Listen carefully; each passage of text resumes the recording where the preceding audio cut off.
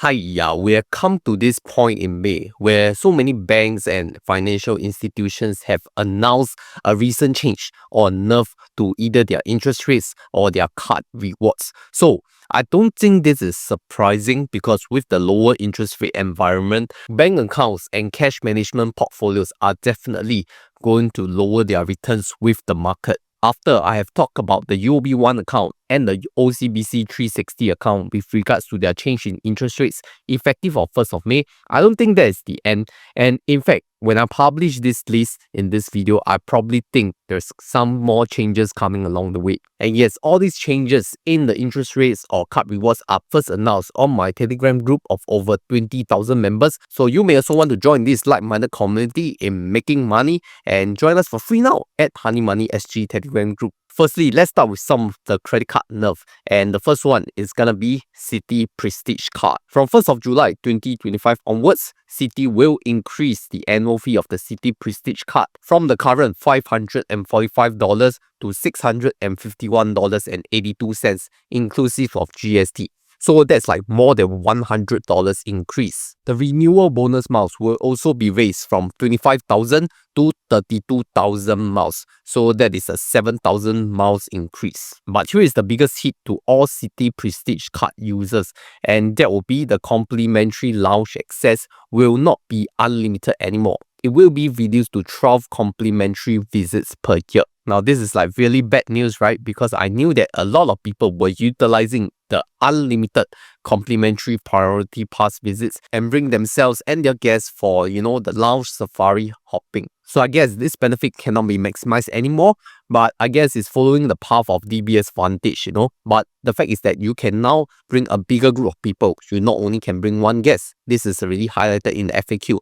So it's more suitable for families. Like let's say if you have 3 children, so plus you and your wife, that is 5 visits per trip already. So it's suitable for large family trips. Then I guess if you want to quantify for the annual fee increase, that's around $106 for an increment 7,000 miles. Is that worth it to you or not? I'll leave it to your own calculation because everyone value of a mile is, very different. Moving on to the next card update is coming from KrisFlyer UOB Card. So they announced 3 changes as well, starting from the minimum spend requirement, because previously you just need to spend $800 on Singapore Airlines Group, which includes Singapore Airlines, Scoot or KrisShop purchases. But the new terms from 1st of June 2025 is that this minimum spend requirement will be increased to $1,000, which is a $200 increment. Not much, I guess, if you're taking Singapore Airlines every year, you can easily clock that. But here's the big banger, right? There's going to be a reduced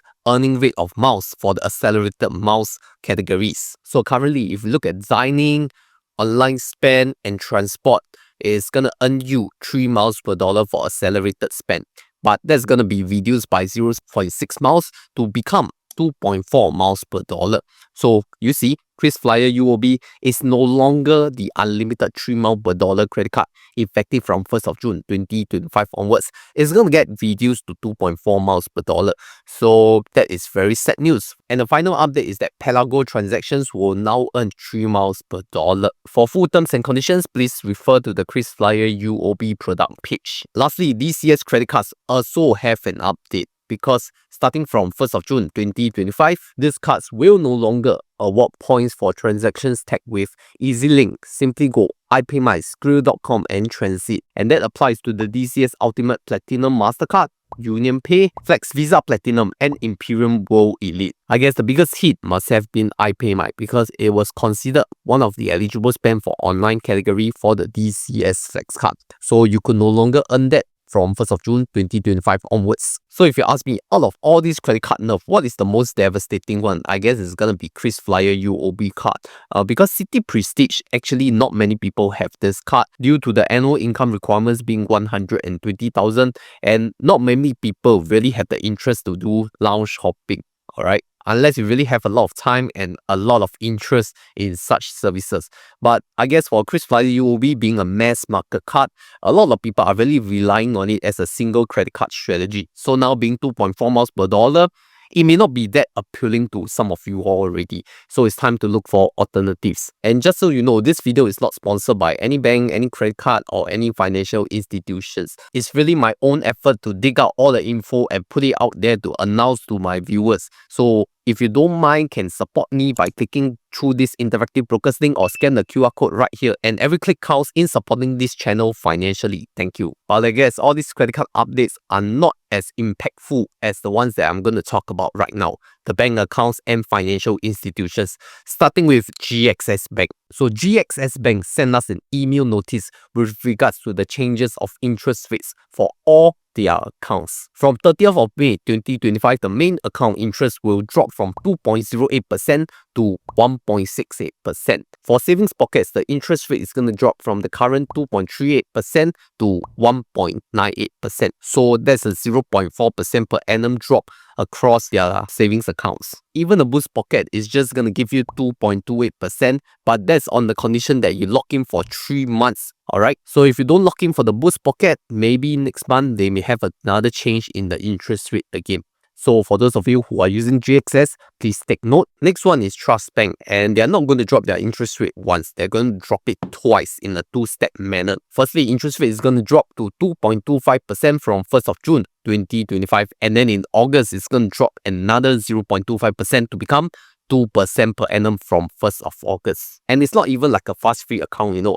That 2% per annum from 1st of August still need to have the spending and salary criteria. Next up is HSBC Everyday Global Account, or EGA, which is one of my favorite high interest savings account. This is not spared as well. If we look at the May 2025 bonus interest rates, it's gonna be 2.7% for customers with wealth holdings and 2% per annum for those customers without wealth holdings. Now I know what you're thinking, what is considered wealth holdings? So I already checked with the HSBC customer service.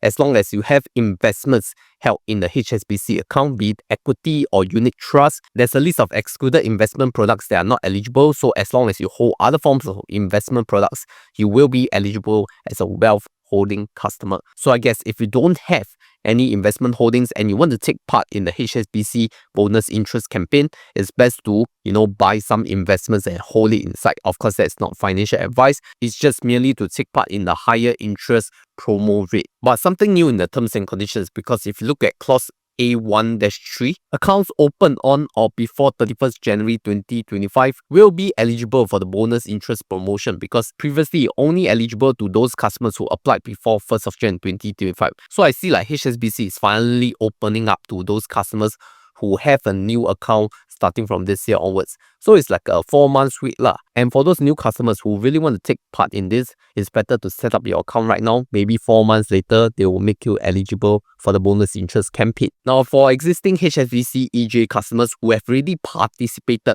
in the March and April promo bonus interest campaign, like myself, I don't think there's a need to participate in the May and June bonus interest campaign, because the interest rates are going to be lowered, and the fact is that our previous campaigns are lasting for 3 months. So for the month of May and for the month of June, I will not be participating because I already have the existing participation in the March and April bonus interest campaign. So coming to July 2025, then we will revisit whether this promotion is worth it or not. Next up, I want to talk about BOC, Bank of China Smart Saver, and I actually covered this account in full video. But after I made that video, BOC announced that from 1st of May onwards, their interest rate is going to change. So even if we fulfill all the criteria, the salary, the spend, and the gyro payments and bill payments and whatnot, the basic requirements, you will only get an effective 2 to 3% per annum yield. Okay, you will not get that 4% per annum that I highlighted earlier in the previous video. So it's considered they are lowering their interest rates, which makes it not attractive already. So I won't cover in detail. For more details, you can always refer to the terms and conditions.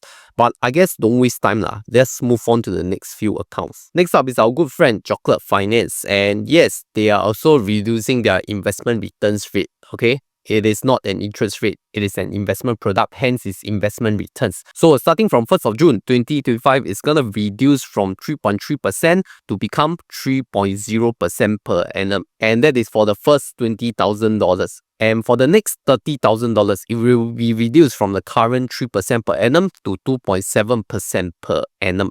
Okay, that represents a 0.3% per annum drop across the board. Once again, I want to highlight that Chocolate Finance is an investment account. This is a top-up program. This is not a guaranteed return scheme. Your capital is not guaranteed, just like all other investment accounts or money market funds. Also, ever since the instant withdrawal feature has been halted, I don't think it's good to use Chocolate Finance anymore. And adding on to these reduced investment returns, I don't see a point to use the Chocolate Finance managed account other than to use the Chocolate card, which I'm still using for 2 max miles per dollar on my Hey Max account. But that's more on the card and rewards product rather than a financial institution investment product. So it's a totally different ballgame, which we always discuss in another card strategy video. So it's like really quite sad. All the banks, all the financial institutions are nerfing their credit card rewards as well as the interest rates or return rates on their cash management accounts. But you know what's one thing not nerfed yet? The Longbridge new user welcome bonus, because you can get 6% per annum return on your first